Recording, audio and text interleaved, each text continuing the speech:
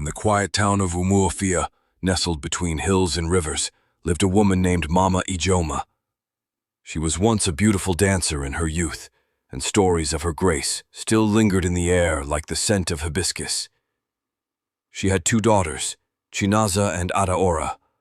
Chinaza, the firstborn, had a face that lit up a room. Her skin glowed like polished bronze, her smile charming, her laughter musical. From a young age, villagers often said, "This one will marry a wealthy man. Look at her, a queen in the making." Adaora, the second daughter, was quieter, more reserved. Her features were not as striking, but her mind was sharp, and her heart was kind. She always helped Mama Ijoma in the kitchen, fetched water before dawn, and loved to read any paper she could find. Yet, it was Chinaza who their mother adored. Mama Ijoma would dress her in the best wrappers, adorn her hair with beads, and speak of her as if she were a goddess. She would boast to visitors, "My Chinaza will marry a rich man and take me to the city. She is my golden daughter." As for Adaora, she was often brushed aside. "You will serve your sister in her mansion one day," Mama Ijoma would joke. The girl would smile faintly and continue sweeping the compound. As the girls grew into teenagers, the differences between them widened. Chinaza became even more beautiful, aware of her power over men.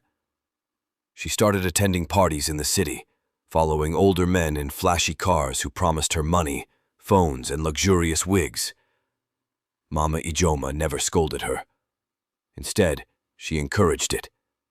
"Use what you have to get what you want," she would whisper, handing her daughter perfume. "Let these men know you are not cheap." Adaora, meanwhile, sold groundnuts at the roadside and used the proceeds to pay for her walk and later her university forms. She would sew clothes at night and read with a lantern balanced on her lap. She never envied her sister's lifestyle but longed for her mother's love, a love she never got. At night, Chinaza would return home drunk or with strange gifts. Adaora would bathe her and help her to bed. Yet the next morning their mother would shout, "Adaora, why do you always disturb your sister? Can't you be more like her, bold and clever?" Adaora's heart grew heavy, but she kept her silence. When Adaora gained admission into the University of Nigeria, Nsukka, Mama Ijoma simply scoffed. "And who will pay your school fees? Me? Better marry a man like your sister." But Adaora had saved enough from her groundnut business and tailoring. She left quietly one early morning with a Ghana must-go bag and dreams of becoming a lawyer. Life in school was tough, but Adaora persevered. She won scholarships, tutored students, and never let her humble background weigh her down. Her lecturers adored her. In her final year, she was offered an internship at a top law firm in Abuja. Back at home, Chinaza had moved from man to man. She had several abortions. One of the men promised her marriage but left her after draining her emotionally and financially. Another beat her and left her with scars, on her face and in her heart. Even then, Mama Ijoma said, "Don't worry, my dear. He was just not the right man. The next one will be richer." Chinaza was tired. The once glamorous life had faded. She was now 26, and though still beautiful, a sadness had settled in her eyes. Adaora returned home after graduation with honors. She came in a fine car, borrowed from her boss, but even the scent of her success filled the compound like incense.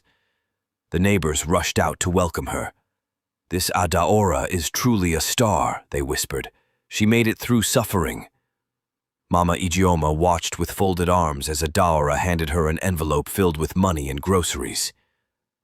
"Mama, I got a job in Abuja. I just wanted to say thank you." Instead of joy, Mama Ijoma grumbled, "So because you now wear trousers and speak big grammar, you think you are better than your sister?" Chinaza, watching from the window, felt a fire of jealousy burn through her chest. That night she cried bitterly. How could the girl Mama always overlooked be the one who now shone like the morning sun? A few months later, Chinaza discovered she was pregnant again, this time by a married man who had already denied the baby. Mama Ijeoma wept but refused to scold her. Adaora, upon hearing the news, drove down from Abuja. "Mama, let her stay with me in the city. She needs care and a new environment." "You want to show off again, Abi?" her mother snapped. "No, Mama. She is my sister," Adaora replied gently. She took Chinaza in. For the first time, Chinaza saw a side of her sister she had never noticed: kindness, patience, discipline, and love. She gave birth to a baby girl and named her Oluebub, God's miracle. Living with Adaora humbled her. She began to learn tailoring, took evening classes, and started afresh. She cried one night and said to her sister, "Forgive me. I judged you for being ordinary, but now I know strength isn't in makeup or lace wigs." Adaora smiled. "I never judged you. I only prayed you'd find your path." Years had passed since the days in Umuofia.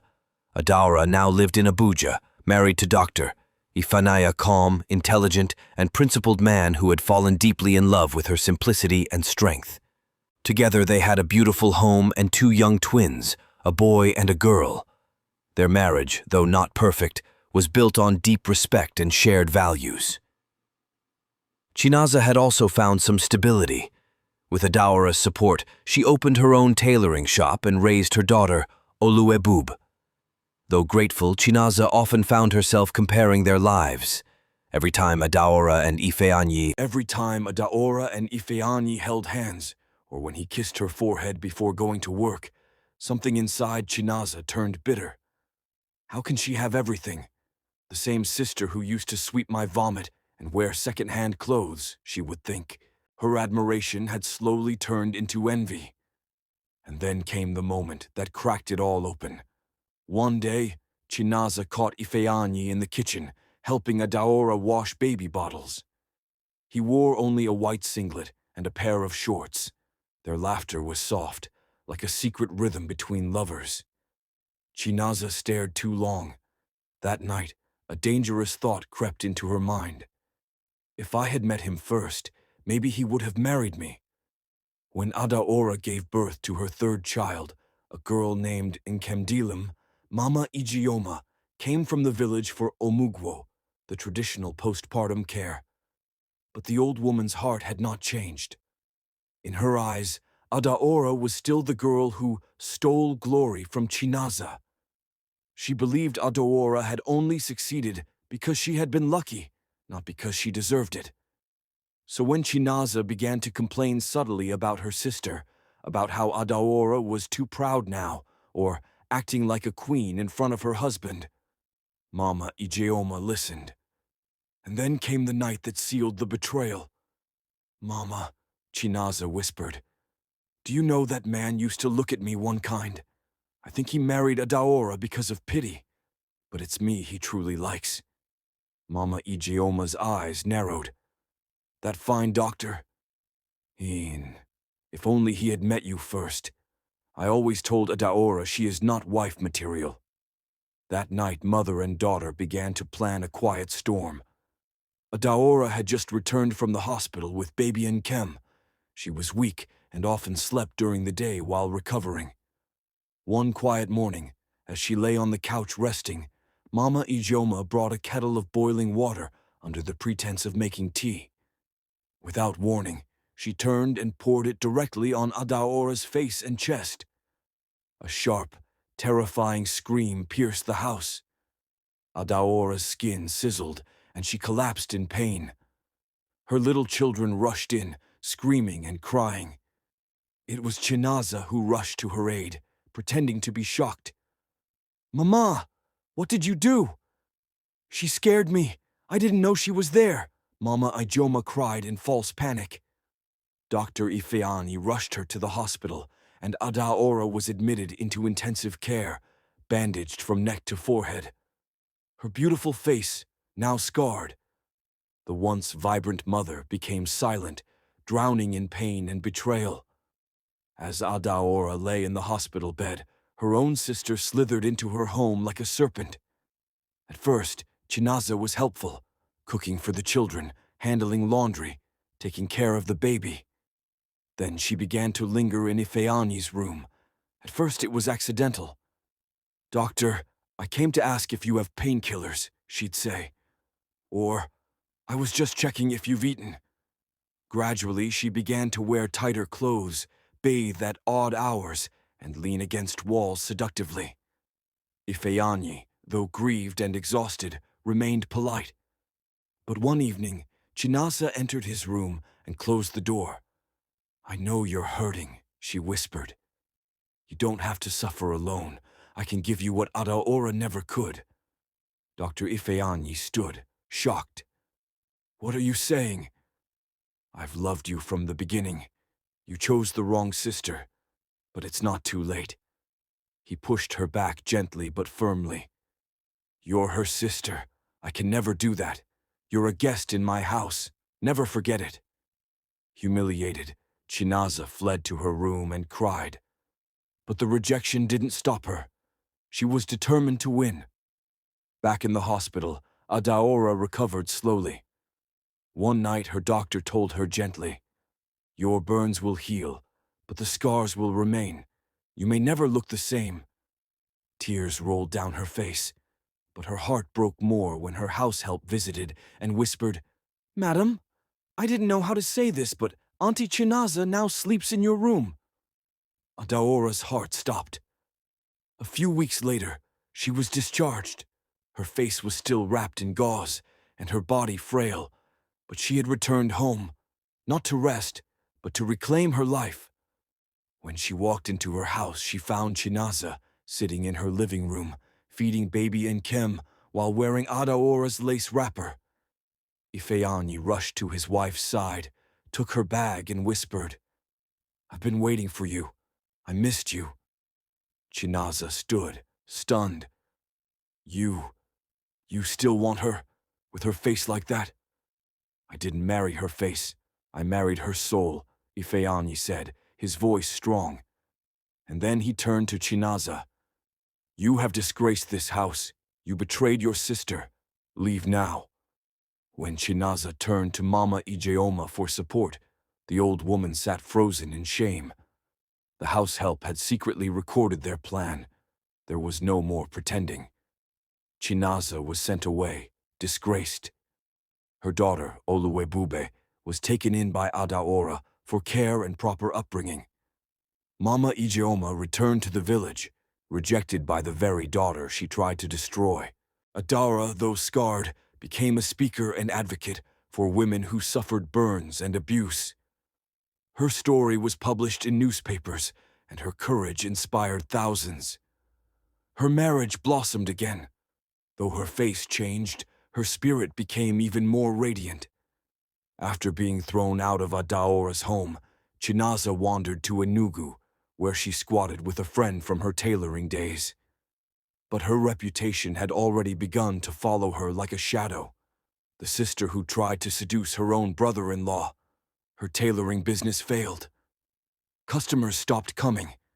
Her beauty, once her pride, now brought her shame. Every mirror reminded her of what she had become, a woman consumed by envy, capable of harming the only sister who ever loved her. Oluwebubi, her daughter, now lived with Adaora. She called her mummy and rarely asked for Chinaza. That stung more than a whip to the heart. Back in the village, Mama Ijeoma fell ill. She had become a ghost among her neighbors. Whispers followed her like dry leaves. She favored one child and betrayed the other. She poured hot water on her own daughter. No one wanted to visit. No one wanted to help. One rainy evening, she sent a message to Adaora, begging her to come. Adaora arrived days later, not out of anger or pride, but duty. Her face was still scarred, but her presence commanded quiet reverence. She held her mother's frail hand and listened as the old woman cried, "I was blinded by favoritism. I sowed evil in your sister's heart, and now it has swallowed us both."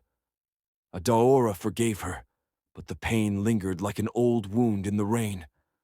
Mama Ijeoma passed weeks later, her final words being, "I wish I had loved both my daughters the same." 2 years passed. Adaora's foundation for burned women grew. She was invited to speak at a national women's conference in Lagos. As she stepped down from the podium, a woman in tattered clothes approached her with a scarf covering half her face. "Adaora," the voice trembled. "It's me, Chinaza." She was thin, older, tired. Life had beaten her harshly.